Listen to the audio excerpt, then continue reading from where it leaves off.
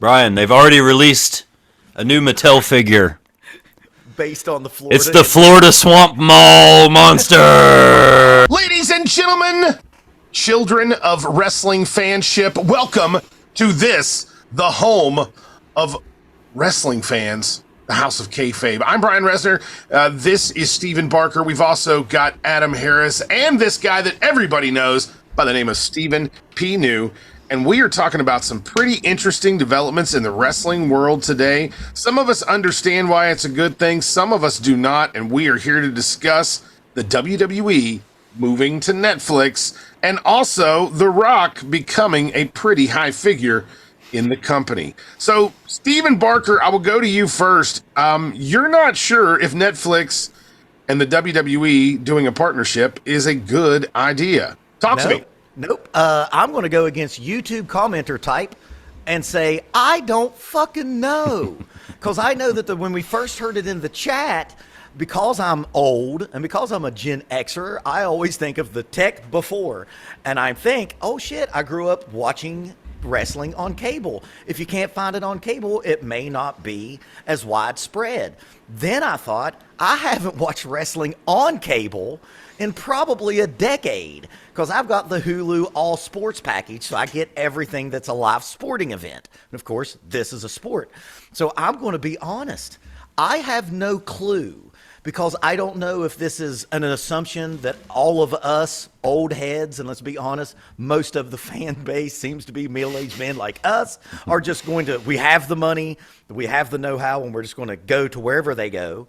Or is this them trying to reach kids where they watch television? If you think of Netflix, you think of Wednesday, you think of One Piece, you can think of Stranger Things, and that's where kids are finding their new stuff. So I don't know what this new finagled shit is because I don't know what these kids are looking for and how they find it. So I don't know.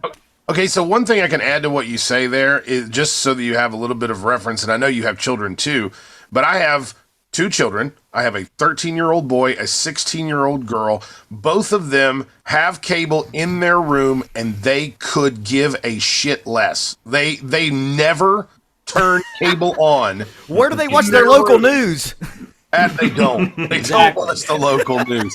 They don't watch anything on cable whatsoever. And I was actually called a boomer the other day because I wanted to watch cable. So if that gives you any type of inkling to understand what the kids are doing these days, I hope that sheds a little bit of light. But Stephen P. New, what are your thoughts on Netflix and the WWE? A 10-year deal, $5 billion with a B, dollars. What do you think?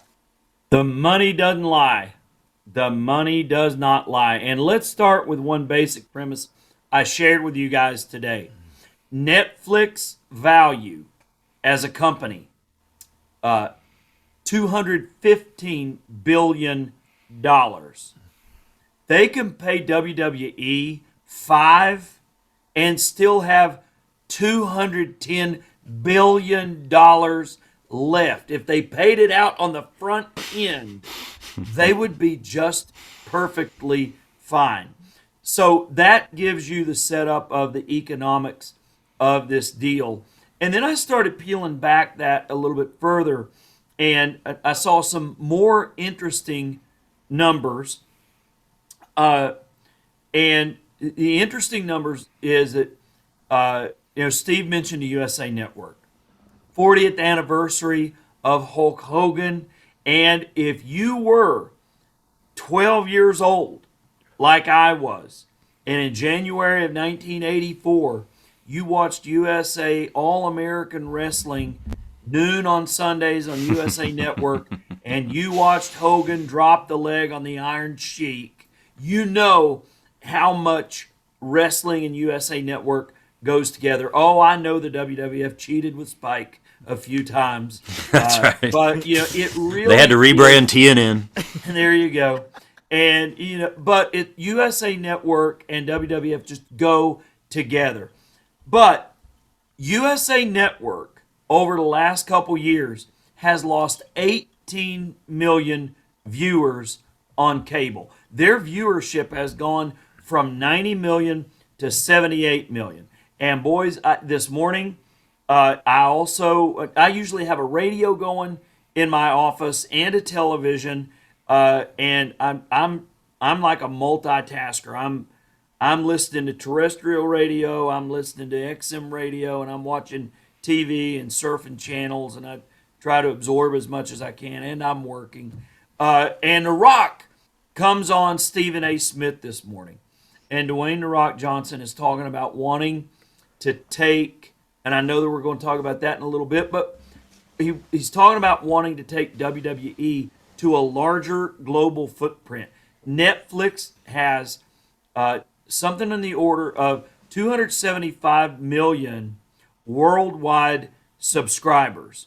So USA Network appears to be going in one direction, while Netflix appears to be going in another direction altogether. And so one of you other guys quoted in the chat today the money that Comcast, NBC Universal was paying for the rights to show Raw, and it doesn't match up to $5 billion. So they're paying, to be clear, they're paying $300,000 more per year. All right. Because it was USA was doing $200,000 per year, however many years, and now Netflix is going $500,000. The $200 million price tag. That is an estimate. I don't think that has been 100% confirmed, but I don't see it being much more than that. I know that Fox was paying just a little bit more for SmackDown. So I mean, obviously they've doubled their money on this. Adam Harris, when you think about this move, is this a good move or a bad move when we're talking about Adam Harris? I have that same emotional connection to USA Network. The first wrestling I ever watched was when I turned on wrestling after church on a Sunday afternoon, and Earthquake squashed Damien, you guys, and I was hooked ever since. And I'll never forgive him for that. I watched the first episode of Raw in January of '93, man, and I had been watching Primetime Wrestling. And so I've been watching wrestling more Mondays than not since 1993, and usually on cable TV. I'm not. Even before then. I mean, Primetime was years before then. So. Yeah, that's right. Yeah, so I was watching at least Tuesday a year. Night Titans before that. Yeah, that was quite a little before my time, but I know that was not the beginning of USA. That's where I started, and so I do have that connection. I remember the TNN years, and to this day, I'm like you. Unlike you guys, I still watch through the commercials and stuff. I watch all 3 brutal hours of Monday Night Raw out of habit for the most part, although I have gotten in the habit of pausing, of jumping in an hour late, DVRing it, and that way you can fast forward through the first hour at least and catch up a little bit afterwards. So I have at least gotten to that, but I think this is a good move, although, and as we're only talking about 3 hours of television for Netflix. Does this affect NXT? Is NXT going to move to Peacock only? We're only talking, and SmackDown's going to remain on Fox for now, and so all the pay-per-views are still going to be on Peacock, so you still got to have that, and we're still going to have Netflix here in the United States. But I will say, like The Rock was saying, Netflix, great decision globally. SmackDown is moving to USA, correct? I believe. I didn't do my homework. I believe. No, if that's right. Did they announce a new Fox? I believe that. Deal? I don't think they're going to stay with Fox. Fox is dumping the WWE. I think that might be dirt sheety. I mean, you're probably right, because they're not doing well on Fox compared to what else they have. Yeah, October of 2024, Friday Night SmackDown will transition from Fox to USA. Yeah. Yeah. Yeah, I could see it. They're not doing the numbers that they thought they were going to. And I think this is what this makes more about to me. And I've talked about it in the chat before, and I want to know what you think, Brian Resner. I'm afraid this stuff's dying. Like, it's hot right now, and all of us old marks are all in. Because I remember 5 years ago, or about 4 years ago, when Stephen P. New said, if this shit don't get any better, I'm going to quit watching. So it's huge right now, right? But man, I teach children. I see usually about 50 kids a day in my shoot job, and like maybe one of them knows about wrestling. You know what I mean? Like, I'm afraid that we are in the, even though they're in a boom period right now and they're making more money than they've ever made, I think, Brian, unfortunately, that we're not getting any new marks. We're all going to die eventually. We need new marks. And I don't know if, and again, because I don't know if Netflix is going to be the way that we get new ones. So I'll tell you some things that I've noticed once again by applying my children to this investigation. I will tell you that I have noticed that my 13-year-old is paying more attention to wrestling. When he comes in to eat dinner and wrestling's on, then he'll finish his dinner, and instead of running back to his video games, he'll hang out for a match, especially if Logan Paul's on TV. So that's a good thing. And then I've also noticed that my 5-year-old is now watching, and he actively sings Cody Rhodes' lyric to his Nice. theme song. So they are paying more attention, and just a few months ago they could care less. So do you not think that we're in kind of a final death throes of fandom? No, I feel like we've been through this so many times. Like as wrestling fans, we have went through it's cool to be a wrestling fan. Wait, no, it's not. Don't tell anybody. Oh, wait, yes, it's cool again. We can wear Austin 316 shirts to school, and no one says that we're fake wrestling fans. We've lived through the ups and the downs, and we know the ups are coming. There are a lot of things working against anything with testosterone involved right now, but I do not think that those forces will win against masculinity, because it is something that is needed to be done. You got a young worker walking behind you there, Brian. He was working. And here is another thing. WWE can't exist on the United States of America and Canada, and occasionally going to Mexico, England, Germany, Japan, Australia for a few shows. And the way that I see this, the way that I understood The Rock talking to Stephen A. and Shannon Sharp this morning, it wouldn't surprise me at all for the WWE, and folks, you heard it here first. This is my prediction. They set up a territory style globally, and you're going to have different pots of wrestlers, different groups of wrestlers in different countries. They're looking to tap into this global market. I tell you what, fellas, if you all out there, and women, one woman watching us, we've been on YouTube now for about 2 years. We've been a podcast for a lot longer than that. And if you like what we're doing, please give us a like, comment, and share. Tell your Mark friends about us. But I will say that to say this. Steve New has had the most consistent take on territories for at least, I'm the producer and I watch every episode.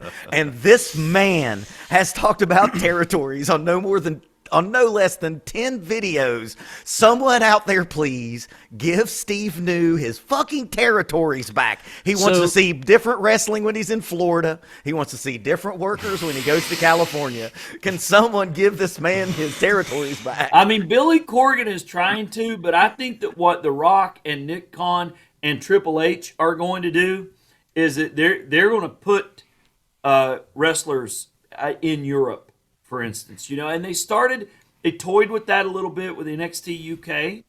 And, guys, you could have WWE whatever, or NXT, however you want to brand that, in lots of different places. And I know you all make fun of me for being old, and I understand it. I get it. But anyway, think of it. India, Asia, Japan, Korea, Singapore, China. I mean, guys, there's a whole lot more of those human beings than there are Americans and Canadians and North Americans, for that matter. So if you stay only primarily in North America, you're going to have a limited audience.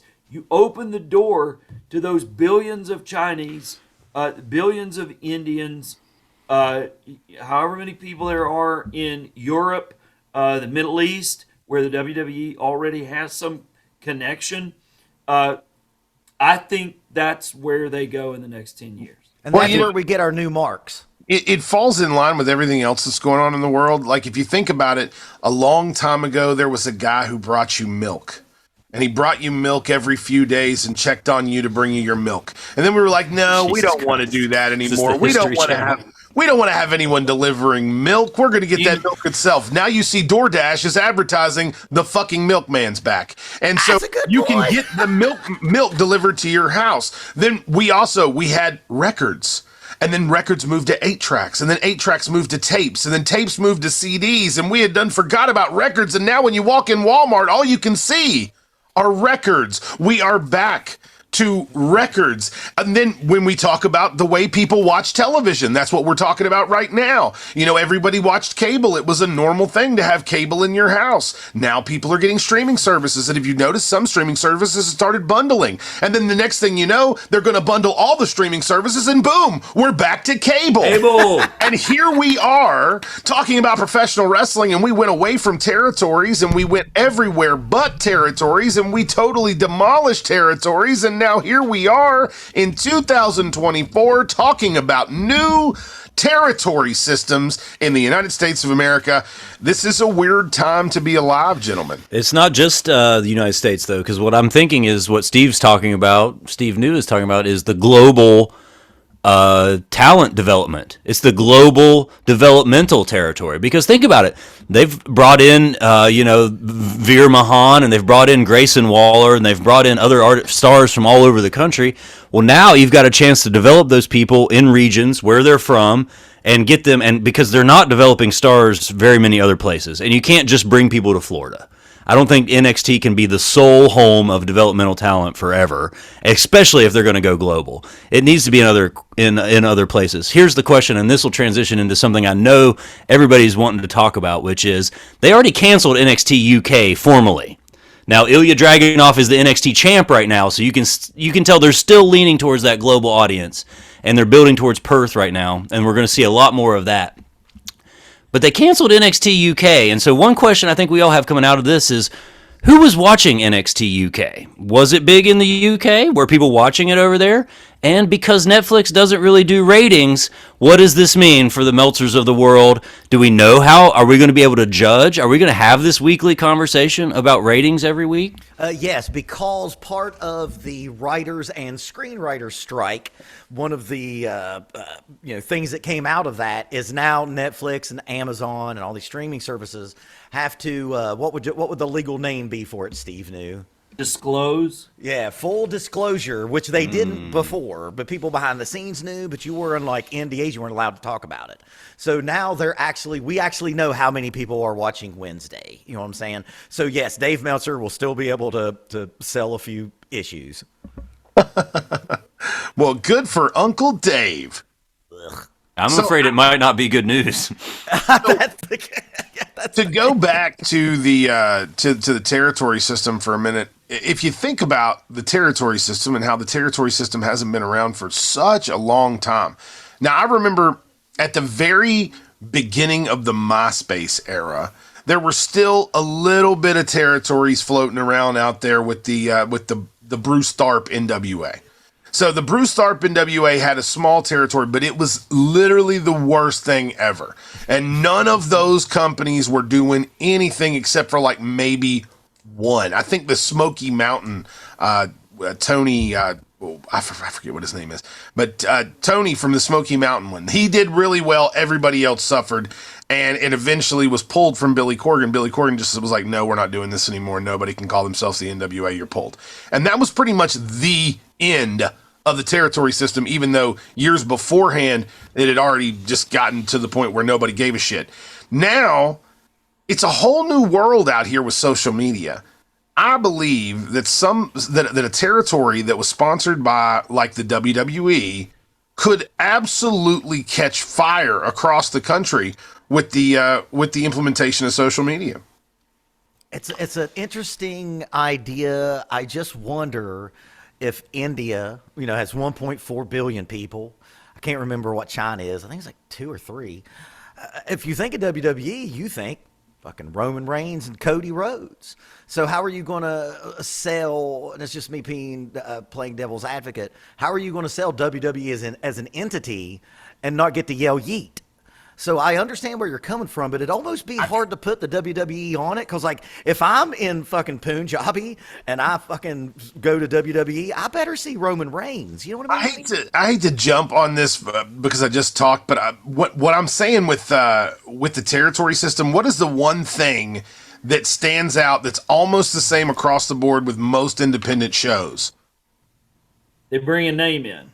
Which that name is usually a legend. And the legend that comes in that draws the fans, oh my God, do we now have a use for legends contracts? Well, it's not just legends. Think about guys who have been in WWE, from small to large. You could send a team of legends, 5 to 10. There's enough guys and gals from 2000 or even 95 to present. Maybe they can go in the ring, maybe they can't. But you split all those guys and gals up, and that's your draw. You have the undercard guys and gals either from that area or who have decided, you might be from Germany, but you decide, all right, I want to go to Japan, or I want to go to Australia, or I want to go to India, and I want to be a part of that territory. I'm going to go just like they did back in the old days. I want to work for the person who's running it for WWE, for the coaches who are there in that territory, and that's where I want to hang out for 6 months. And that's where I want to wrestle, and that's the style I want to wrestle, and that's what I want to do. And then you bring those 5 to 10 to 15 legends in that are coming in, and they maybe work angles, or they're maybe there for a short period of time. But are you telling me that there aren't some guys and girls who would love to start getting a paycheck and go to fill in the blank in the world and have some connection with WWE, and you really put some meat on the bones for a Legends contract? I see that working, fellas. And having a small version. Think about this. I've got a developmental I'm the WWE. I have a developmental territory in Philadelphia, and I reference ECW with that. I bring in the ECW guys. Super easy to do. Super easy to get that fan base. Me and the other 40-year-old guys will be there. Well, by God, me and Stephen P. New are going to start running Beckley. That's right. Someone could run Atlanta and reference Knoxville. WCW, bring in the old WCW guys in Atlanta. There's a lot of things that you can do when you own everything, and you can literally reference everything. Well, and Joe Kazana Promotions is in Tennessee right now. That's one of the territories that Billy Corgan just signed up, and so we'll see how this works. You know who I bet had a big talk in this conversation was Adam Pearce, because Adam Pearce was the territory king as the territories died. NWA champ, yeah, right. Yeah, 100%. And you think about that, okay, at that time, the NWA world title was being defended in gymnasiums all across the country. So if that is the truth, then why can't the AWA world title be defended in gymnasiums all across the country? I tell you what, when that kid comes back, world title. When that kid comes back, I want him to get on the mic and tell me what he thinks about this territory idea. When he comes back through, I will stop him. We will get his opinion. And Resner really has a point. WWE owns it all now. All of it. It's just a matter of how do you want to rebrand it. Put world-class wrestling back in Texas if you want. And put the world-class title there. Give me a David Marquez hosted NWA retrospective once a week on Netflix, man. I'm watching. I'll be tuning in. I'm down for that. Absolutely. I'm definitely down for that. So let's go to our next subject. We're going to try to make this short so we don't go too long here on YouTube. Of course, on the same day, we had The Rock being announced as, I guess, the WWE version of an EVP. On the 40th anniversary of Hulkamania, no less. Yeah, The Rock. Now, Brian, I know that you think The Rock's going to be president just like I do. But what does this really mean in the long run to have the most popular, most famous, most beloved man on earth on the board of one of the biggest entertainment corporations in the world. Well, I like to live my life as a pronoid individual, and I will let you know that The Rock is also pronoid. And if you don't know what pronoid means, it means that you have a unwavering belief that the universe is conspiring in your favor. It's the exact opposite of paranoia. And I will say I believe Rock's pronoia. That And sounds like you, Rez. I believe the universe is working in The Rock's favor. I know this. I get a taste of this every morning when I open my eyes. And I know his taste is a lot bigger. He has a very big gulp on pronoia. It doesn't matter what he's involved in. It's going to be great. I believe that his football league is going to be great. I believe that the WWE is going to be greater being closer to The Rock. And, I don't know how much harder I can mark out on The Rock right now. So I'm just going to give it over to Stephen P. New. What are you thinking, buddy? Well, again, I know that everybody likes to think that I'm just this emotional guy, that I make these passionate pleas in court on behalf of my poor, downtrodden clients who've been harmed by some major international corporate affair. But I'm also a numbers guy. And there's three types of lies, damn lies, and statistics. But if you want to gauge just what The Rock was cooking this morning with the announcement that he's on the board of TKO, their stock shot up 25%. Oh, shit. I didn't today. know that. It's hovered at around 78 or 80. It shot to about 120 today. So If you smell la la la la la la la la. exactly right. So in addition to probably getting his name, I pray that Dwayne Johnson got a bunch of stock options this week, and that he was even richer now with a certain amount of TKO stock than he was when this week started. There's a lot of totally what he needs. More. yes. Pronoia. One can never have enough. And so this morning I told you The Rock was on Stephen A. He was really talking about how this accomplishment for him is the recognition of the contributions of people of color to the sport of professional wrestling. He name dropped Tony Atlas. Do you talk about feet? What's that? No. ASW alumni.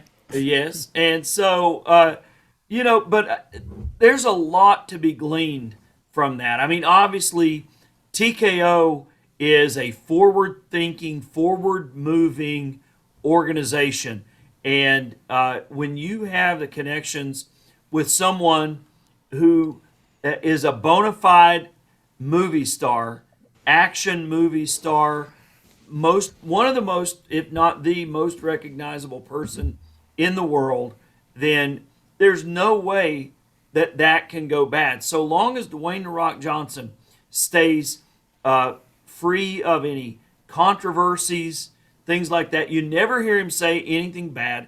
He's never caught up in any kind of scandal or anything like that. Barring something like that, this can't be anything but fantastic. And, dude, he's going to probably wrestle in 3 months. He is my age. He could still go. He's probably going to main event WrestleMania. And you think TKO isn't going to love that if he can main event night 2 of WrestleMania? They want superstars. You know how much pronoia works for The Rock is that he actually was involved in 2 separate scandals, and you don't have a fucking clue about him because he smacked them bitches down like it was nothing. He was like, what? Or he paid large sums of money and used NDAs. Whatever works, but So Adam, It's what I hear happens from time to time. Adam, do you think that now AEW fans are going to love The Rock because he's an EVP? Finally, somebody that can cross over. He's No, I actually just think on the board. He's not an EVP. Yeah, that's right. Even better. Yeah, no. Probably the happiest board member of all must be The Rock right now. Of all, I think that the WWE is going to do what Rock said. They're going to do Perth, Australia, just like they're about to do. And there's going to be these more international shows that are going to happen. We're going to see Bad Bunny again. We're going to see bigger stars, and they're going to develop even more of them. A year from now, every fourth pay-per-view is probably going to be overseas. And I know at that time, every one of us are going to look back logically and thank Tony Khan for his vision in booking Wembley Stadium and showing us that an international wrestling audience is the way to go, and proving it to Vince and everybody else at the WWE. Yeah, because there wasn't a WrestleMania in Wembley 30 years ago. Or a SummerSlam. SummerSlam. That was a SummerSlam. Yeah. Same thing. So, Really? I know that Brian's into UFC. This may be our last point. We can get on out of here. Dana White, at his last press conference, he was asked straight up by a reporter, there are rumors that the UFC and that the WWE are going to start co-promoting weekends, going into cities, taking over. UFC is traditionally on Saturday, WWE traditionally on Sunday. UFC has a far more reaching international fan base and already a lot of infrastructure in a lot of different countries. They've put on events in more countries than WWE. Probably one of the few places, the only place has put on more international stuff than the WWE. So The Rock is close to Dana White. He goes to UFC. This could, background Steve there a couple minutes ago was talking about where's the new marks going to come. It looks like we're going to have The Rock move into every viable country that has the infrastructure that can have, and they're going to piggyback on UFC. It's not a bad idea. The cross promotion. What needs to happen is the stigma needs to be smashed. I was actually talking about this. My daughter is actually into wrestling now, and she is a wrestler. She's been doing really well, actually, and her coaches talk nothing but shit about professional wrestling. That's as old as time. It aggravates the absolute shit out of me. I want to, they were, oh, that's not the real. I was like, well, explain Kurt Angle, explain Brock Lesnar, explain Bobby Lashley. Well, you just named two of those three were never pro wrestling fans, and it was a last resort for both of them. It's a thing. If you know about amateur wrestling, either way, it was a transition. This is something that you do if you get really good at wrestling. This is the end game. So why would they badmouth their end game? It doesn't make sense, and that stigma is in the UFC as well. If you're a UFC fan, I don't watch that fake stuff. And it's like, I think, after watching the Strickland fight this weekend, I'm not sure if you can tell me which is the fake stuff. So it's all scripted. I think the NFL might be scripted after I watched the Bills game. So you really don't have any ground to stand on. I just want to point out I'm watching NXT while this is on, and The Rock's daughter is the general manager of NXT. Who on this call knew this? Who of you knew this? I did not know. I don't watch NXT. Can you even tell me her name? Fuck. Simone? Ava. And it's just one word now. It's Ava. I don't know What if it's was always it been one before? word. AVA is her name. I think there was a last name. Was there a last name? There was a last name. Where the hell did I get Simone? Is that her real name? Who the fuck knows? But it's The Rock's daughter, and she's already in upper management on NXT. So Probably got that. the fix is in, boys. The fix is in. You probably got that promotion today. Wrap us up, Brian. A big deal. So we've talked about the WWE moving Raw to Netflix, and we've talked about The Rock.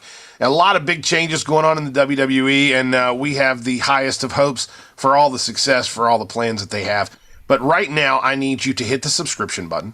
You need to subscribe to the channel. You need to make sure you like the video. You need to make sure that you copy the link and share it to a friend, and then make sure that friend shares it to another friend, and make sure that that friend shares it to yet another friend and yet another friend, so that you can continue to pass the message of the House of Kayfabe. We are here, and we will be back to talk to you about more great things very, very soon. Make sure you watch some of our other videos, including the massive playlist known as the Stephen P. New Legal Playlist that you can check out. It's available right now in our video archive. Thank you for joining us, and we will see you next time right here on the House of Kayfabe. See you, baby. I wish